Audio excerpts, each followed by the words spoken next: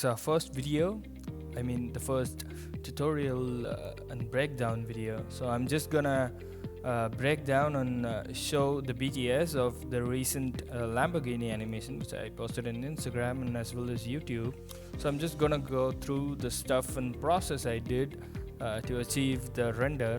It's not going to be a step-by-step process, but I assure you that I'll pretty much cover everything that you need to know to make a similar animation, and I'll also give a few tips along the way which might be useful to you in your further projects. Alright, so let's get started.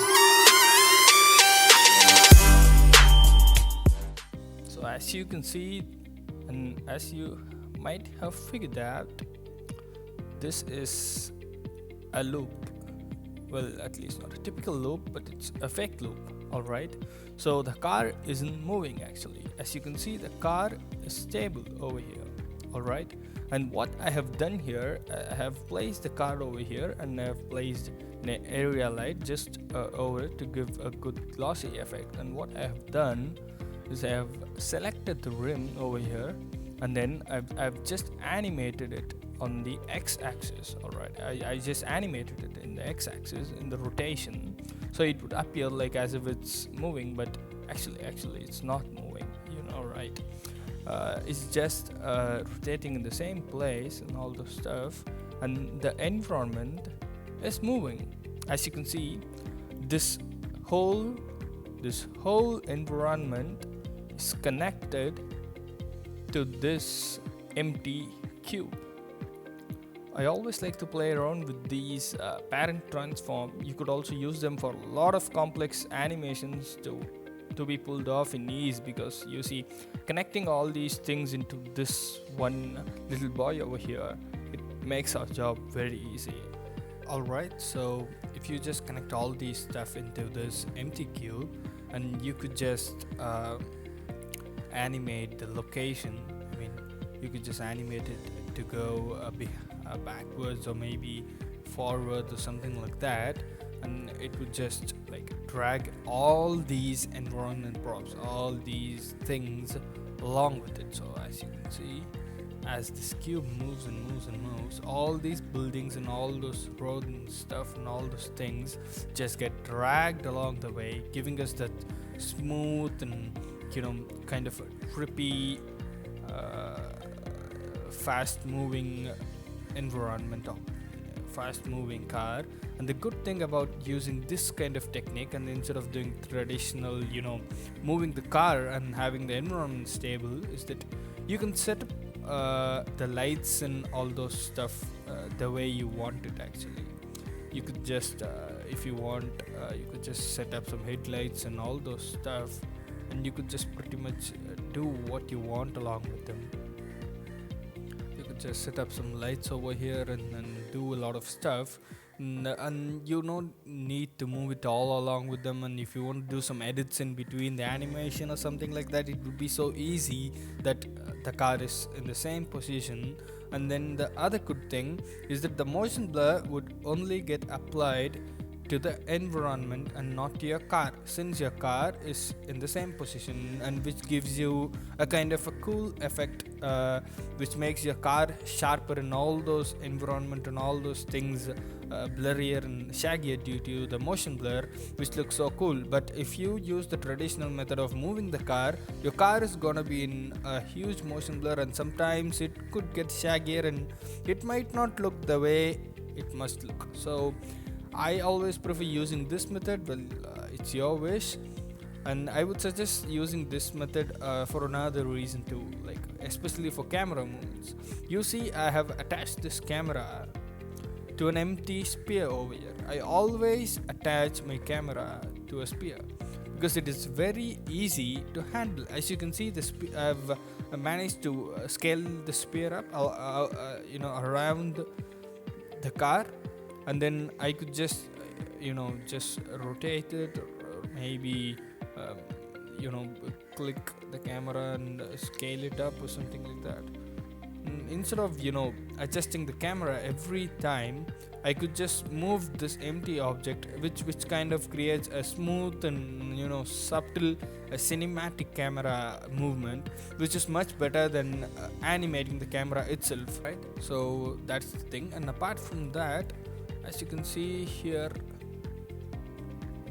I also tagged the road, I mean the plane along with the empty, so that it kind of creates those what do you say, those lines, the reflection lines when it's being rendered.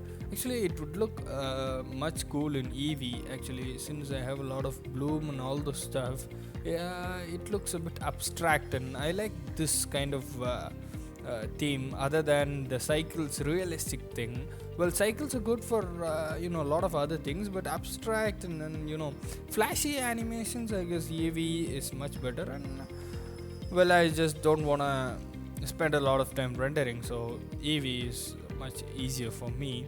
So as you can see, I just manipulated these shaders. It's all 15 bloom over here. Actually, you could just have those bloom up if you want to have a little trippy and cyberpunk theme. I didn't have a sky dome or didn't apply any sky. Well, if you want, you can very well apply a sky dome. And if you want a tutorial on how to make skies and all those things, make sure to ask in the comments. I'll make sure to make a video on how to make the sky domes and all those stuff. So that's pretty much it. I just pulled up a car, kept it over here, did all the fancy stuff around it, and added some camera movements, and then took out the renders. So I'm gonna show you how I edited this camera animation, so you could also get the desired output. Editing is a very essential part for an animation. You can't just take one shot out of everything and manage to pull it off and connect all those things into one stuff and make it look as a video. So editing is a very essential part when it comes to making animations, and especially with different shots. So let me just show you how it can be done. So I'm gonna use Premiere Pro to edit the animation. You can very well use any software you want. I'd suggest Premiere Pro because it has an inbuilt an image sequence importer and all those stuff, and Premiere Pro is pretty much universally used for editing and all. Alright, so let's just jump into Premiere Pro. Alright, so we are inside the Premiere Pro project. So this is the different shots I actually compiled. Alright, so these are some of the shots I got out from the image sequence. Did a little tilt over the camera or something like that. When I spoke about the trails, you see, due to the motion blur, this plane is moving and we get these cool lines from the car. You see, it would look so cool, especially in these side views and all. It looks so cool actually when you just move, and it looks a bit flashy and nice. It kind of gives a little gloomy style. As you can see, I have arranged them in a way I like. So I've never kept things stable. So let me just mute this audio. Alright, so I've never kept things stable. As you can see, it's been constantly cut. It's constantly changing between scene to scene to scene to scene to scene, giving that fast paced kind of animation. I wanted to do a fast paced animation, so I've had a very little screen time for all the scene, cutting it into and placing scenes in between and doing all those stuff to make sure that it doesn't look so static.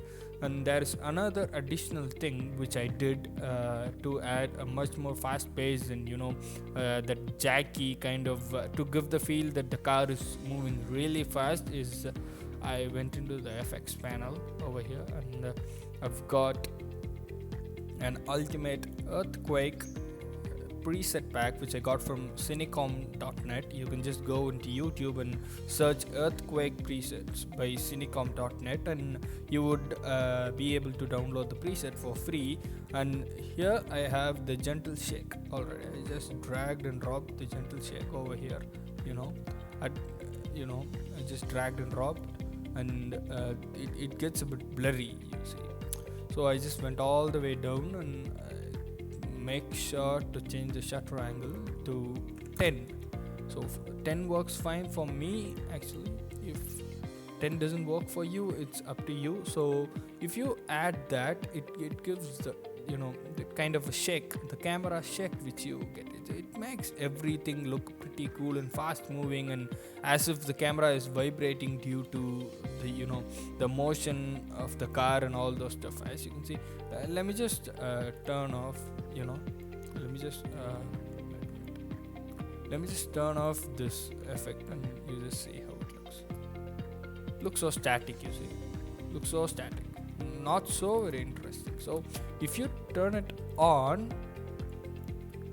you see, you get that hype, you get that adrenaline rush and all those things. So to be frank, this is one of the vital reasons why these car animations looks kind of engaging and all those things. If I didn't add this shake, I'm not sure it would look as engaging as it looks right now.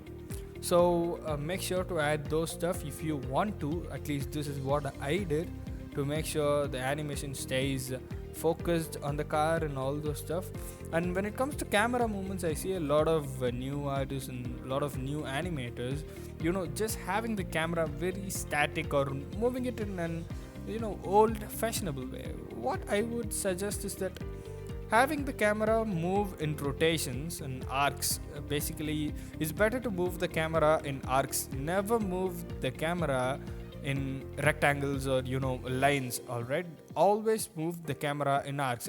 As you can see, it just moves from it just not moves from left to right. It's the spear which is turning, so automatically I get a little curve over here, and then I have a static one here, but still the wheel is spinning and there's a little motion over here, so I just let it be like that. And you see there's a little arc over here, arc over here, arc over here, arc over here. As you can see, it's just those arc movements which make things look much better actually. Never have a camera movement very static or very unfashionable. You always need to have the camera movements in a way it engages people and all those stuff, and make sure the subject is either in the core center, or else according to the rule of thirds you could have it in one of the intersections. So that is one thing you can do. So that's all about the camera movements, and if you have any doubts you can very well put it in the comments. I'll make sure to reply to them, or you can very well go to my Instagram account and maybe give a message to me, and I will surely make sure to reply. And otherwise you could just go on to Twitter or one of my Twitter accounts or Instagram accounts, and you could just look at my other posts. And if you want a breakdown or how I did those stuff, you could just comment under the post, and I'll make sure to make a video on how I did it.